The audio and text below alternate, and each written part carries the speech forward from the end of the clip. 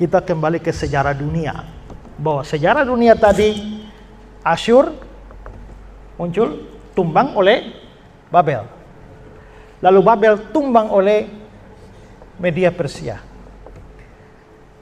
Cerita terakhir di perjanjian lama yang kita tahu itu adalah dunia diperintah oleh orang-orang Persia.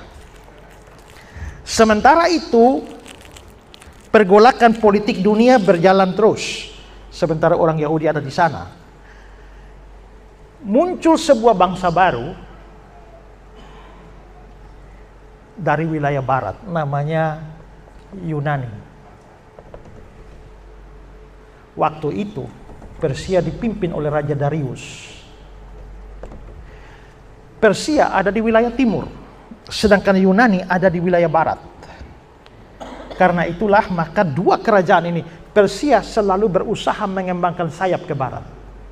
Yunani dari barat itu ingin mengembangkan sayap ke timur.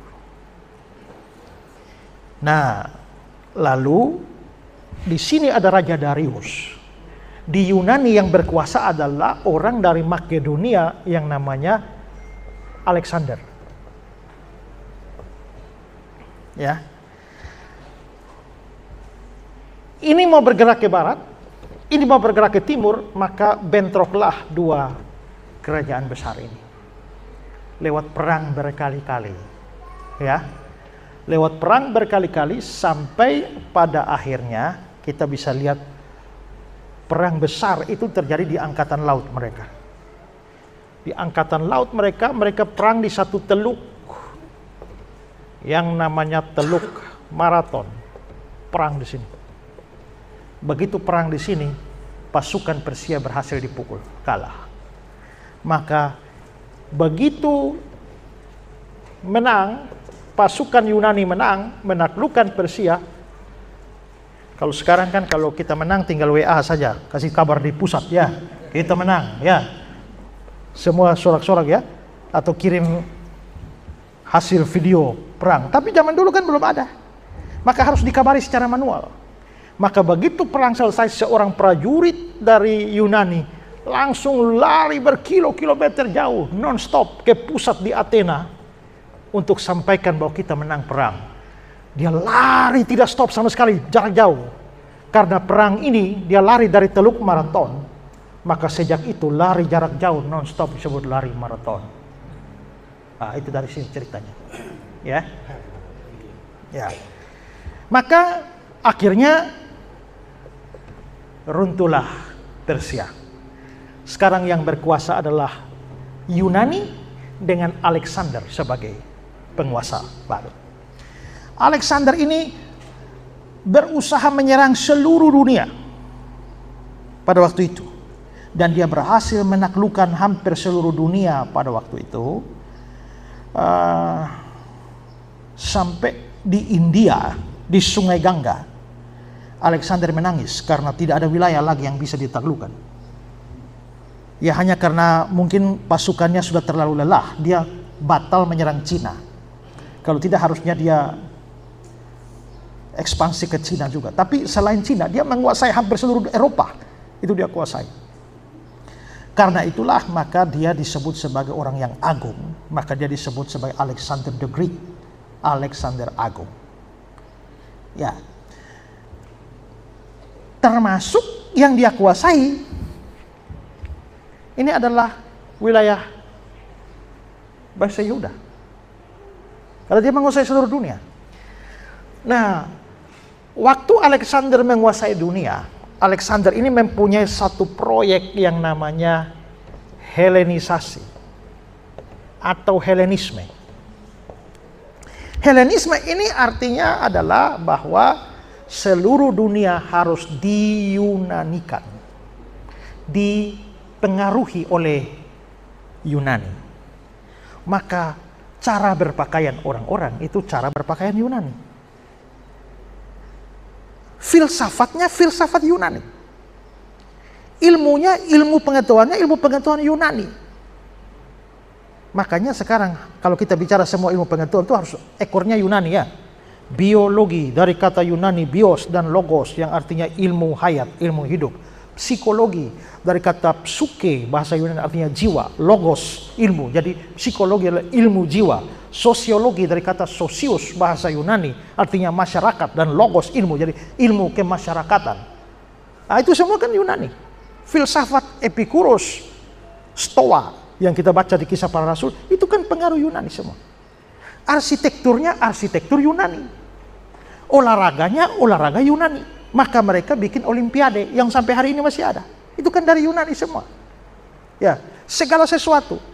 Ya, termasuk nama-nama orang itu harus nama Yunani. Kalau kamu tidak punya nama Yunani, kamu tidak keren. Ya kan? Nah, maaf ibu orang Chinese. Ibu punya nama ibu siapa? Ya? Emyo. Emyo. Ada nama Chinese-nya? Apa? Ya? Mei Liang. Berarti ibu punya 2 nama ya?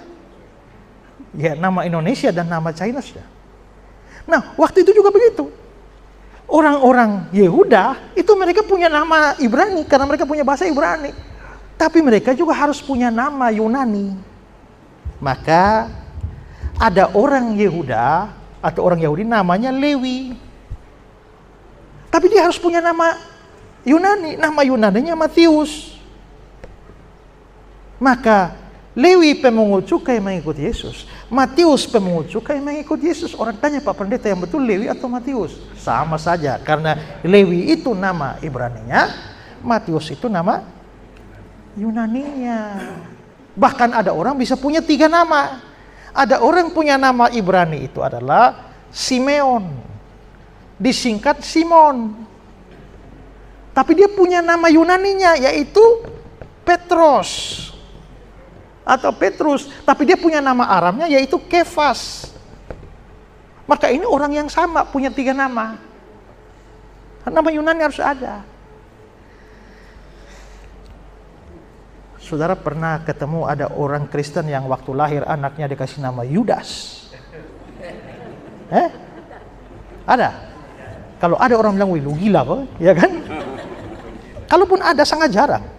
Walaupun sebenarnya Yudas itu kan tidak jelek kan? Karena Yudas juga ada banyak. Ya, hanya yang bikin kasus itu kan Yudas Iskariot kan? Tapi selain Yudas Iskariot kan ada Yudas yang lain. Nah, tapi orang gara-gara Iskariot ini, Iskariot itu bukan fam ya. Iskariot itu dari Keriot, nama kampung. Jadi Yudas Iskariot artinya Yudas orang Keriot. Ah, itu begitu ya. Itu sama dengan Maria Magdalena. Magdalena itu bukan fam. Ya, Maria Magdalena artinya Maria dari kampung Magdala. Ah. Bapak nama siapa Bapak? Payos. Paulus. Maka orang menyebut Paulus Nabire. Ah. Kan Nabire itu nama tempat. Karena ada banyak orang nama Paulus kan. Bagaimana membedakan Paulus yang ini dengan Paulus yang lain? Nah, ambil saja nama kampungnya. Paulus Nabire. Itu sama dengan Leonardo da Vinci. Itu kan Leonardo dari kota Vinci. Nah, itu untuk membedakannya. Simon orang Kirene. Gitu ya. Simon dari Kirene di Afrika Utara sana. Ya. Dia tuh orang Yahudi yang tidak tinggal di tanah Yahudi. Dia sudah di Afrika sana. Tapi karena hari raya harus datang, maka dia jauh-jauh dari Afrika Utara sana datang ke Israel untuk merayakan Paskah. Di tengah jalan ditangkap oleh prajurit Roma, suruh pikul salib. Nah, itu orang sial betul itu Simon itu. Ya, mau datang ikut perayaan kena musibah. Nah, tapi ya ternyata ada hikmahnya. Siapa tuh Simon orang Kirene dan bagaimana hidup dia setelah insiden salib itu? Nah, saudara cari di video saya. Saya pernah bikin acara wawancara dengan Simon orang Kirene. Jadi saya berpenampilan dan memposisikan diri seperti Simon orang Kirene lalu diwawancara. Ya, dan saya cerita semua tentang Simon orang Kirene itu. Ya, nah, jadi orang harus punya nama begitu. Gara-gara Yudas Iskariot itu. Tapi ada orang nama Yehuda. Pernah ketemu orang nama Yehuda? Nah, itu orang Ibrani, orang Yehuda, namanya Yehuda. Ya, Tapi nama Yunaninya Yudas. Jadi Yehuda dengan Yudas itu sama. Hanya beda bahasa. Anehnya orang kalau kasih nama Yehuda mau, Yudas tidak mau. Padahal sama saja itu. Ya. Maka orang-orang juga harus punya nama Yunani. Ada orang nama Ibraninya Yosua. Maka dia mempunyai nama Yunaninya Yesus. Maka Yesus. Maka Yesus itu nama Yunani. Yesus ini Latin. Di Latin menjadi Yesus. Maka yang kita sebut nama Yesus itu adalah nama dalam bahasa Yunani.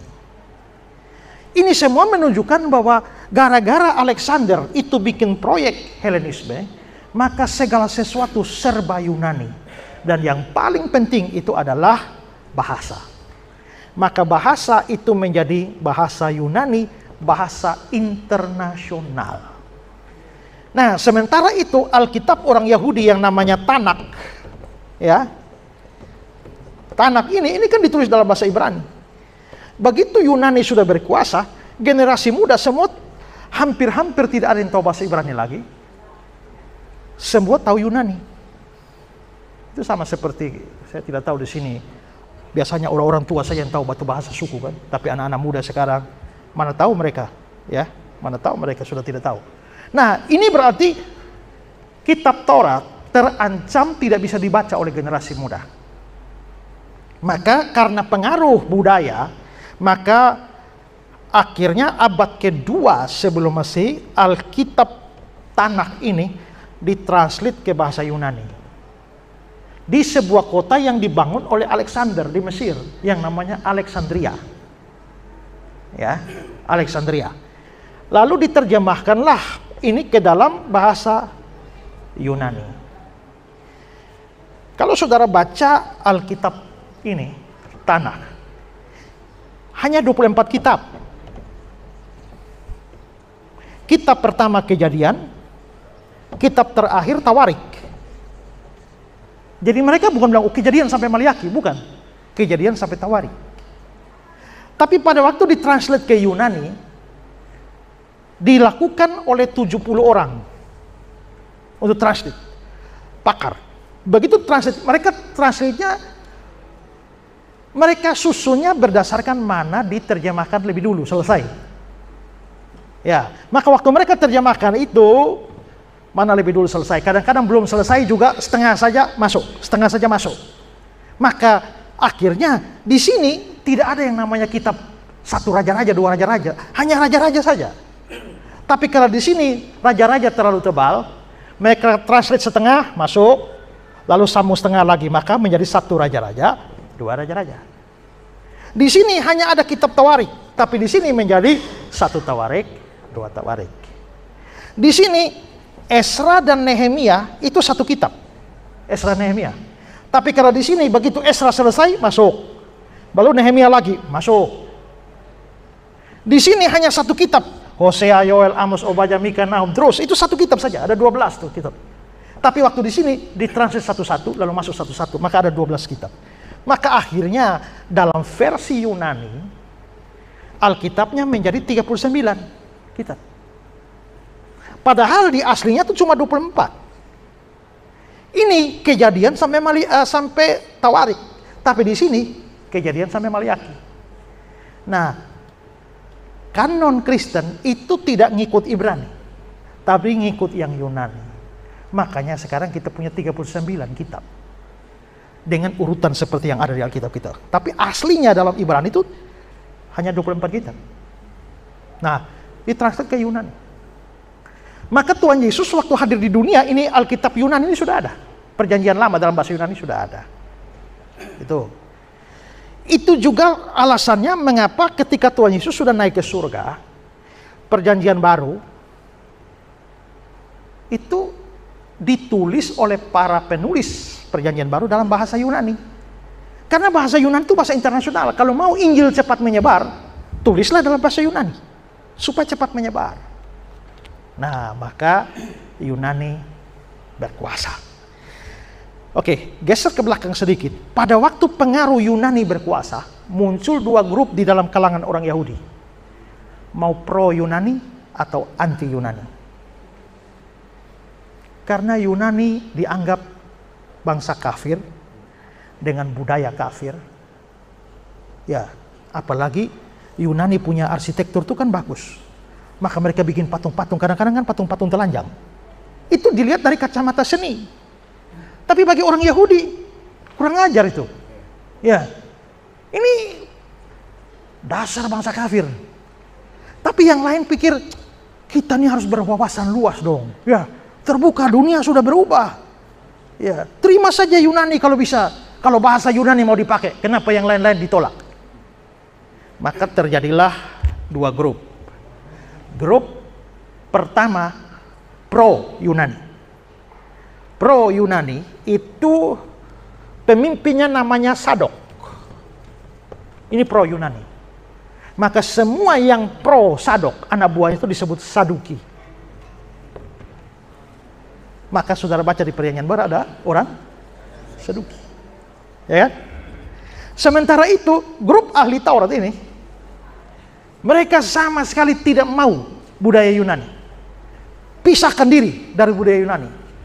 Pisah. Dari pisah itu bahasanya Ibraninya Pares. Dari Pares ini menjadi Paris, menjadi Farisi. Maka orang Farisi anti Yunani. Orang Saduki pro Yunani. Orang Yunani itu tidak percaya ada orang mati bangkit. Maka itu membuat orang Saduki juga akhirnya tidak percaya orang mati bangkit. Tidak ada kebangkitan. Makanya di Perjanjian Baru kita baca, Yesus berdebat sama orang Saduki tentang adanya kebangkitan atau tidak.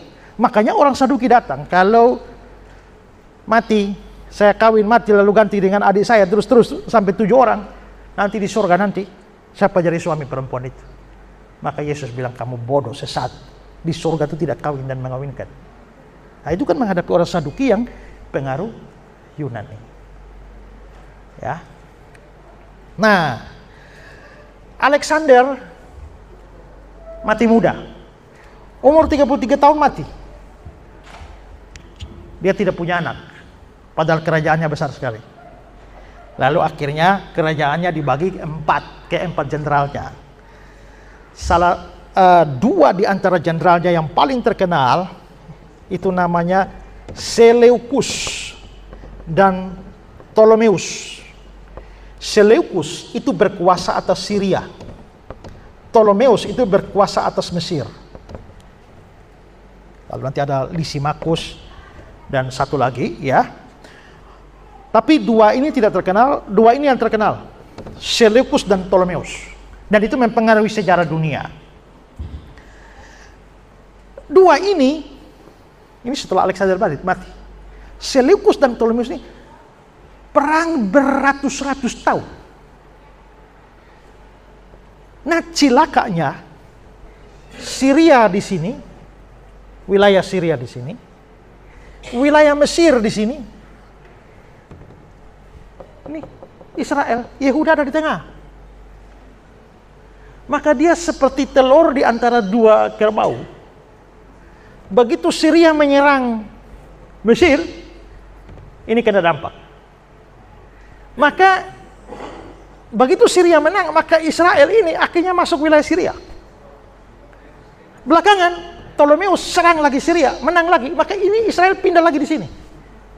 Terus begitu ratusan tahun. Nanti muncul seorang raja Syria yang jahat sekali, yang namanya Antiochus Epiphanes. Nah, itulah yang setelah dia menaklukkan bangsa Yahudi, dia bikin cemar bait Allah. Dengan cara apa? Orang Yahudi kan sangat haram itu babi.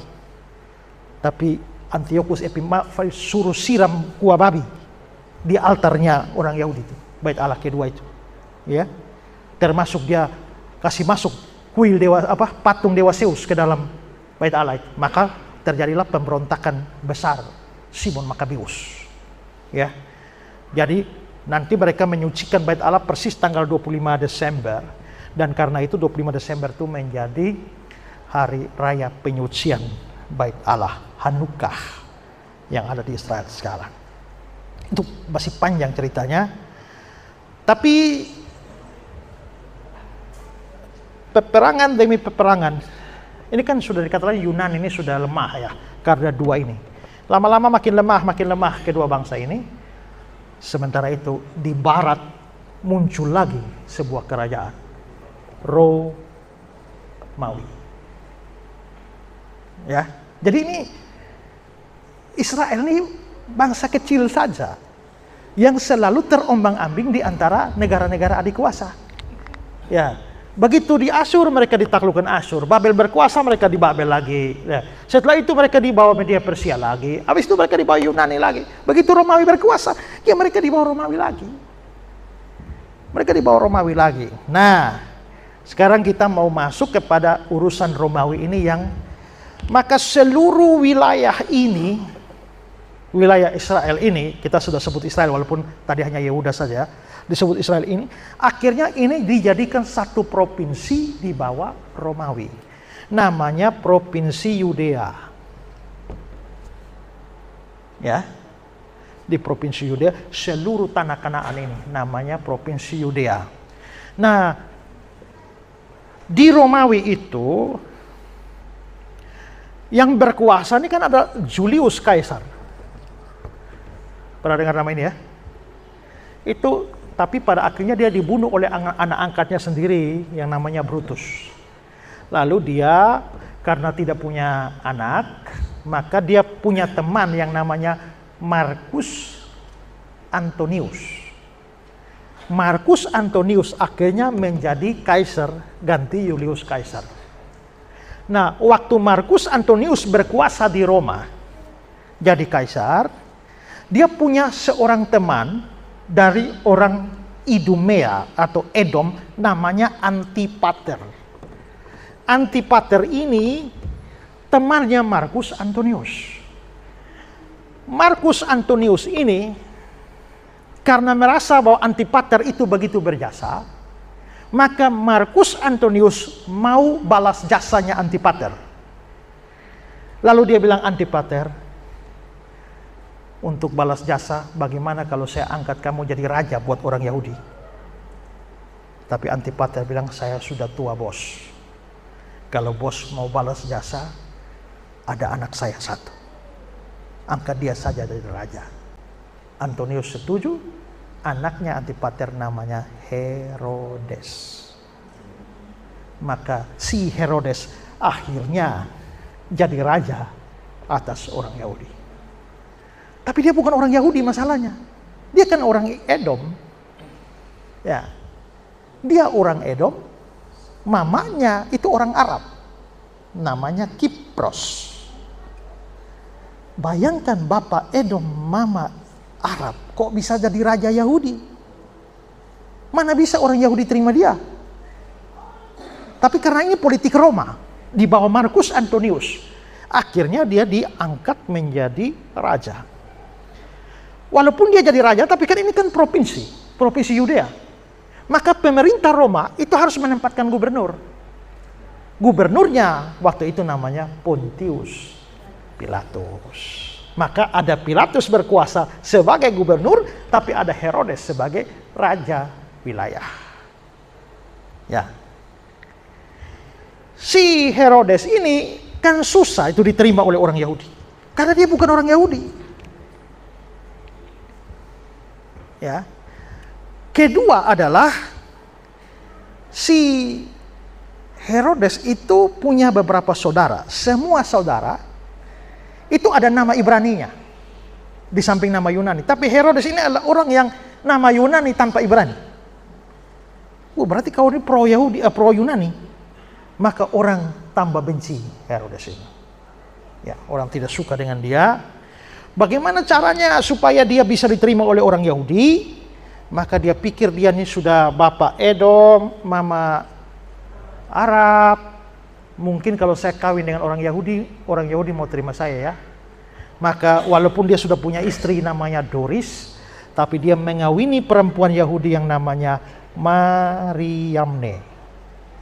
keturunan imam besar Yahudi, namanya Maryamne. Kawin dengan Maryamne, dia punya anak namanya Aristobulus, Alexander, Antipater. Herodes kawin sama Maryamne punya 3 anak ini. Ya. Sementara itu Maryamne punya adik kandung namanya Antipater juga. Herodes angkat dia sebagai imam besar. Tapi begitu Herodes angkat dia sebagai Antipater sebagai imam besar, orang Yahudi semua suka ini Antipater. Begitu suka dengan Antipater, Herodes cemburu. Maka sore hari dia ngajak Antipater pergi mandi di Kaisarea. Di sana dia cekik Antipater sampai mati di sana. Ya. Berarti dia bunuh adik iparnya. Sementara itu, si Herodes ini demi mengambil hati Marcus Antonius yang di sini, dia membangun sebuah benteng yang taruh di Bait Allah namanya Benteng Antonia untuk dapat hatinya Antonius. Sementara itu, tadi saya bilang Julius Kaisar sekarang diganti oleh temannya Marcus Antonius, tapi belakangan ditemukanlah surat wasiat dari Julius Kaisar bahwa kalau saya mati nanti, tolong saya digantikan oleh anak angkat saya yang namanya Octavianus. Octavianus yang harus naik jadi kaisar. Masalahnya, begitu Octavianus tahu ada surat itu, yang sudah berkuasa adalah Antonius. Maka sekarang Octavianus itu perang sama Antonius, merebut kedudukan Roma. Lalu Antonius dibantu oleh kekasihnya dari Mesir yang namanya Cleopatra. Maka terjadilah perang besar. Singkat cerita, Octavianus menang. Maka naik tahtalah Octavianus menjadi kaisar di Roma. Maka kepemimpinan dunia berubah dari Antonius menjadi Octavianus. Octavianus ini memperbaiki semua bidang pertahanan, keamanan, bidang ekonomi, bidang militer, semua dia perbaiki semua. Akhirnya Octavianus sukses membawa Roma pada zaman keemasan dengan membuat sebuah program yang namanya Pax Romana. Pax Romana itu artinya perdamaian Romawi. Maka sekarang Agustus sudah berkuasa, Octavianus sudah berkuasa. Karena dia bikin damai, maka orang menggelari dia sebagai Kaisar Agustus. Ya, karena dianggap bahwa dia titisan Dewa Agustus. Maka begitu Agustus berkuasa, Herodes takut karena dia kan temannya Antonius. Dia bisa bahaya. Kalau begitu, untuk keamanan Herodes, dia harus menjilat Agustus. Maka dia pergi ke sebuah kota pelabuhan yang tua. Ya. Dia membangun sebuah kota di sana. Kota itu dibagus, lalu dia bilang, kota ini dipersembahkan kepada Kaisar Agustus. Maka kota itu dikasih nama Kaisarea. Itu untuk persembahan untuk Agustus, supaya dapat hatinya Agustus. Setelah itu dia bangun lagi sebuah kuil, namanya Kuil Agustus, untuk tempat menyembah Kaisar. Dia bangun lagi yang namanya Sebastos, itu semacam laut yang ditutup, bikin daratan. Kasih nama Sebastos dalam bahasa Latinnya, dalam bahasa Latinnya itu adalah Agustus. Maka dia dapat hati. Maka Herodes akhirnya direstui oleh Kaisar Agustus untuk tetap jadi raja. Tadi dia bunuh adik iparnya. Karena dia bunuh adik iparnya kan, istrinya marah sama dia. Istrinya marah sama dia, benci sama dia, tidak mau bicara lagi, tidak mau tidur dengan dia. Maka marahlah Herodes sama istrinya, Maryamne. Ini istri model begini lebih basmi saja. Herodes punya seorang paman yang dekat dengan Mariamne. Lalu Herodes, ini ada sebuah taman. Herodes palsu surat dari pamannya kepada Mariamne. Mariamne, ada perlu penting, ketemu tanggal sekian di taman. Lalu Herodes bikin surat palsu dari Mariamne kepada pamannya.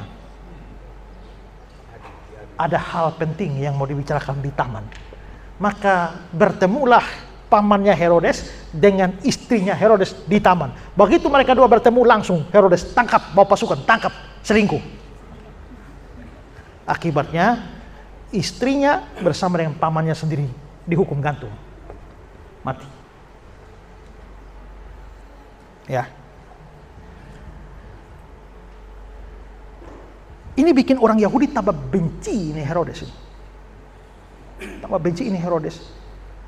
Pernah ada kelaparan, makanan tidak ada. Herodes keluarkan uangnya sendiri, pesan gandum dari Mesir, bawa kasih orang Yahudi makan. Orang Yahudi makan itu gandumnya, tapi tetap tidak suka Herodes. Kekeringan. Herodes sampai bikin saluran air namanya aquaduk, berkilo-kilometer untuk bawa air masuk ke kota Kaisarea. Orang Yahudi terima airnya, Herodesnya tidak. Karena menurut orang Yahudi bilang begini, Herodes, lu itu hanya karena politik Roma lu jadi raja atas kami. Ya, tapi lu tahu, kami punya raja sendiri. Hanya dia belum datang. Siapa namanya? Mesias. Kalau sampai dia datang, kamu habis. Kami kasih rata kamu dengan seluruh orang Yunani itu. Maka Herodes dalam hidupnya selalu ketakutan yang namanya Mesias. Dia khawatir kalau Mesias datang terus rakyat memberontak, matilah dia. Maka Herodes di sebuah gunung yang sangat tinggi ini, Herodes bikin benteng di sini. Taruh tentara lengkap di sini dengan cermin di mana-mana untuk pantau. Lalu dia dari istana dia punya jalan rahasia ke sini, masuk benteng ini. Ini namanya Masada. Jadi saking takutnya kepada Mesias yang akan datang itu, dia sudah antisipasi pasang benteng. Sementara itu, ini berarti dia sudah bunuh kakak beradik Antipater dan Mariamne. Maka marahlah mama Mariamne dan Antipater, namanya Alexandra. Lalu saudara kandungnya Mariamne yang lain namanya Kostobar. Maka Alexandra, mertuanya Herodes, dan Kostobar, iparnya ini, berencana mengadukan Herodes ke pusat Roma. Dan Herodes cium bau di sana. Ada yang mau lapor dia ke pusat Roma. Sebelum lapor, dia tangkap Alexandra, mertuanya, dan iparnya Kostobar. Hukum mati dua-dua. Ya. Ini menyebabkan Dewan Sanhedrin Yahudi yang terdiri dari 45 orang protes pada Herodes. Dan Herodes menyewa orang bunuh 45 orang. Eksekusi semua. Si mati semua. Sementara itu 3 orang anak dari Mariamne dan Herodes itu kuliah di Roma. Mereka pulang kembali. Wah, orang Yahudi sangat suka 3 anak ini. Sangat suka 3 anak. Ini membuat Herodes cemburu. Jangan sampai mereka suka anak saya diangkat jadi raja ganti saya. Maka akibatnya adalah 2 anak ini dia eksekusi mati. Sedangkan yang ini kasih masuk di penjara bawah tanah.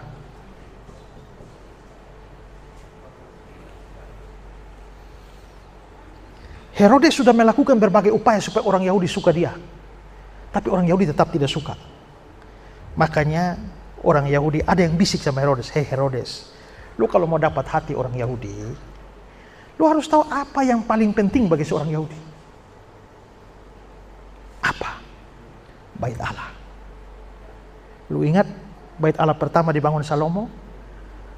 Mereka pulang dari pembuangan zaman Esra, Nehemia, zaman Hagai, mereka bangun.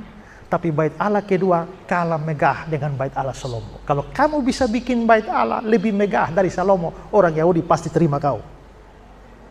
Wah gitu. Maka Herodes memulai proyek besar pembangunan bait Allah. Itu dimulai dari tahun 19 sebelum Masehi. Bangun proyek bait Allah. Maka Herodes kerahkan semua kekuatan dia bangun bait Allah. Lebih megah dari bait Allah Salomo. Semua dilapisi emas, satu batu itu 6 ton beratnya. Dilapisi oleh emas. Ratusan ribu pekerja turun tangan kerja itu. Dan semua itu bait Allah dikerjakan karena Herodes dipengaruhi oleh Helenisasi Yunani.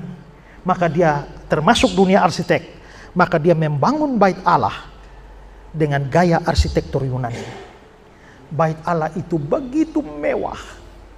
Sampai ada peribahasa pada waktu itu, kalau kamu belum pernah lihat bait Allah Herodes, kamu belum pernah lihat keindahan.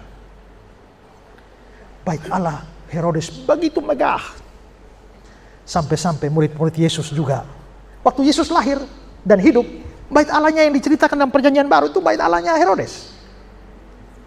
Makanya murid-murid dengan Yesus bilang, lihat betapa indahnya bait Allah itu. Lalu Tuhan Yesus bikin nubuat, satu hari nanti satu batu tidak ada di atas batu yang lain. Ya. Nah, bait Allah dibuat sedemikian rupa megah. Orang Yahudi senang pakai bait Allah. Herodesnya tidak suka. Bait Allahnya mau. Bait Allah Herodes inilah yang Yesus bilang, rombak bait Allah ini. Dalam 3 hari aku akan bangun kembali. Orang Yahudi bilang, apa? 46 tahun orang bangun bait Allah dan kamu bangun dalam 3 hari.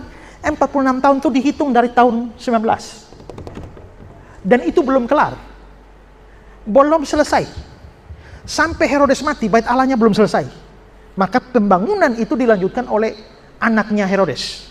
Yaitu Herodes Antipas. Herodes Antipas itu yang potong kepala Yohanes Pembaptis. Itu anaknya Herodes ini. Ya. Nanti Herodes ini punya anak yang lain namanya Filipus. Filipus itu demi mendapat hati kaisar di Roma, dia melakukan hal yang sama dengan bapaknya, bangun kota, kasih nama Kaisarea. Tapi membedakan dari Kaisarea yang dibangun bapaknya, maka dia kasih nama karena namanya Filipus, maka Kaisareanya namanya Kaisarea Filipi. Ya. Ya sudah lihat cerita sejarah begini jadi ngerti ya. Lap dulu papannya.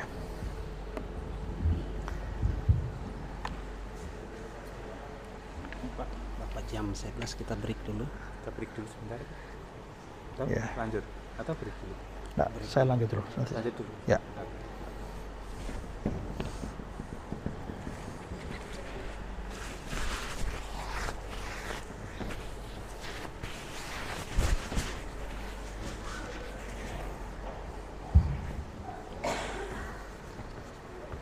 Ya kita lanjut materi dulu, tinggal sedikit nanti baru setelah itu kita tengah. Saya cerita sampai habis dulu. Ini kan ini belum masuk Palestina nih. Belum sampai Palestina. Inti materi kita belum sampai nih ya.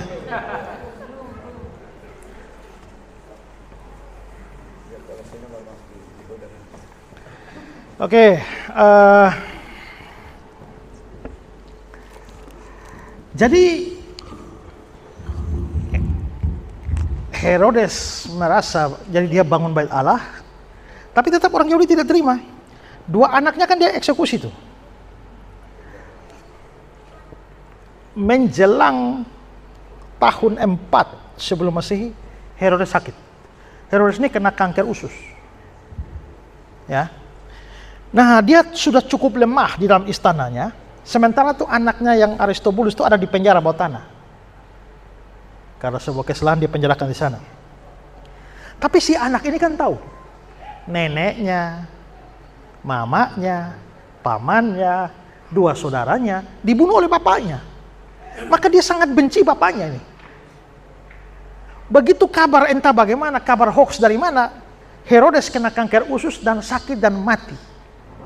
Begitu mati maka anaknya Aristobulus yang ada di sini sorak-sorak bergembira. Bapak sudah mati, ya. Nah, dia senang. Kesenangannya itu dilihat oleh pembawa makanan di penjara bawah tanah. Padahal itu hanya hoax, Herodes belum mati. Maka ini penjaga datang kasih tahu Herodes bahwa kau punya anak yang ada di situ ada sorak-sorak bergembira dengar kau sudah mati. Maka marahlah Herodes. Kasih keluar itu anak, gantung dia. Itu hanya menjelang 4 hari sebelum Herodes mati. Dia gantung anaknya satu. Tapi dia tahu orang Yahudi sangat benci dia. Maka orang Yahudi pasti tertawa waktu saya mati. Tidak boleh. Tidak boleh ada satu orang Yahudi boleh tertawa kalau saya mati. Semua harus menangis. Tapi tidak mungkin mereka menangisi saya. Ya kan? Mereka pokoknya apapun terjadi mereka harus menangis. Maka Herodes kasih surat wasiat kepada adik kandungnya perempuan. Waktu saya mati nanti, tolong bunuh ini orang. Dia kasih daftarnya. Daftar begitu banyak orang, waktu hari saya mati bunuh semua. Begitu bunuh semua, maka semua mereka akan berduka cita dan mereka menangis. Maka mereka menangis karena pembunuhan ini, tapi saya puas karena waktu saya mati banyak orang menangis. Saya maunya dia. Nah, itu Herodes. Jadi saudara lihat otaknya Herodes itu seperti itu. Dia sangat takut dengan Mesias. Satu ketika sementara kira-kira tahun 6 sebelum masih 2 tahun sebelum dia mati, tiba-tiba muncullah beberapa orang yang mengaku dari timur telah melihat bintangnya di timur. Kami cari raja yang baru lahir. Hah? Raja baru lahir? Jangan-jangan Mesias? Maka Herodes undanglah itu ahli-ahli Taurat datang. Tanya, di mana Mesias dilahirkan? Di Bethlehem, di tanah Yehuda. Maka dia suruh pergi sembah dia.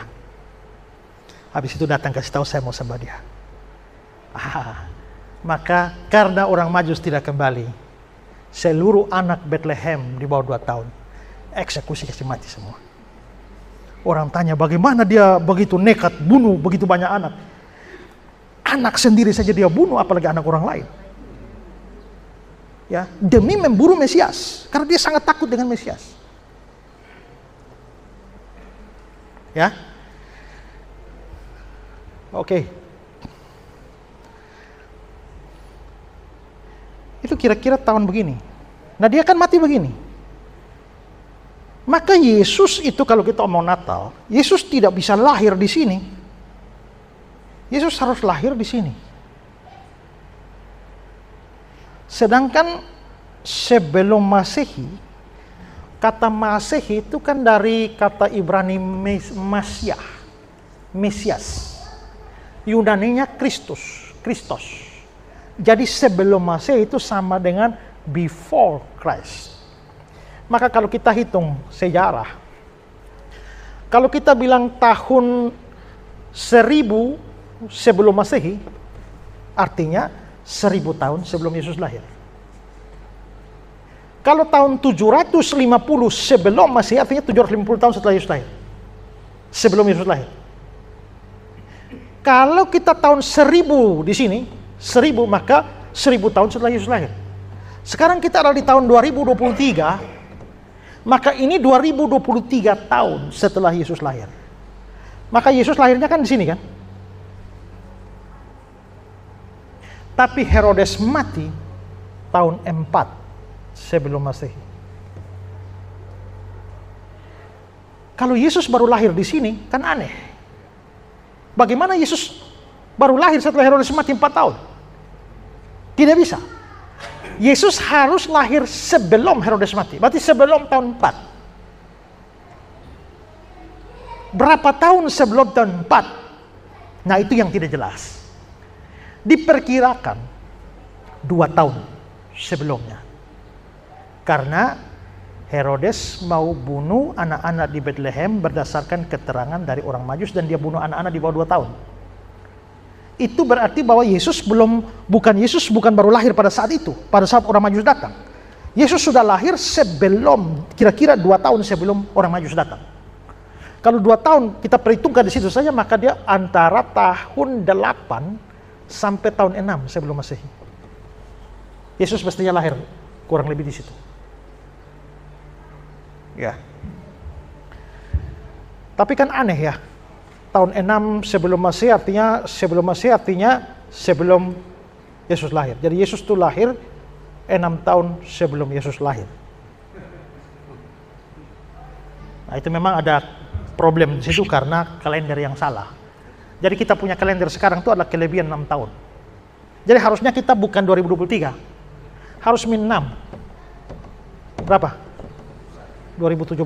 Sekarang kita harusnya baru tahun 2017. Tapi karena kalender kita yang dibuat oleh Dionysius Exiguus kelebihan 6 tahun, maka kita jadi 2023. Jadi mestinya mundur semua 6 tahun. Maka Yesusnya lahir di sini mestinya. Mundur 6 tahun ya di sini mestinya. Sementara Yesus hidup.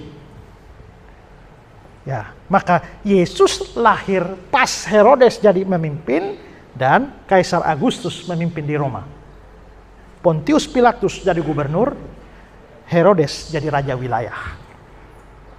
Lalu setelah 33 tahun, Yesus naik ke surga.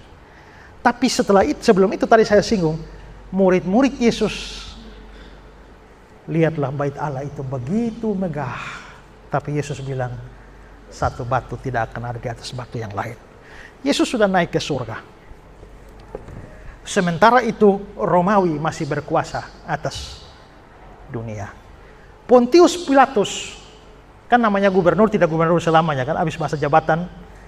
Dan ya apa jadinya sama Pilatus setelah dia hukum mati Yesus? Nanti cari di YouTube saya ya, jelaskan ini Pilatus ini bagaimana nasibnya setelah itu. Ada yang bilang dia orang percaya, ada yang bilang dia gila dan bunuh diri. Ya, tapi gubernurnya kan sudah diganti, berganti-ganti.